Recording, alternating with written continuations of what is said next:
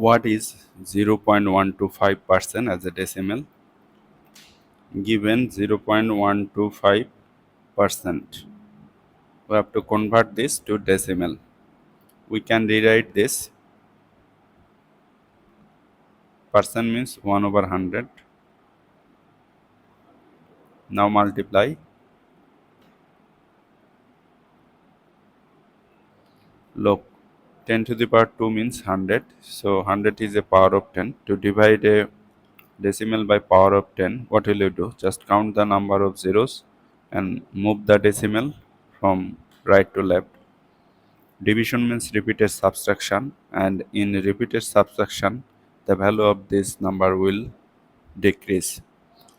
So move decimal two places from right to left, one place, two place. Since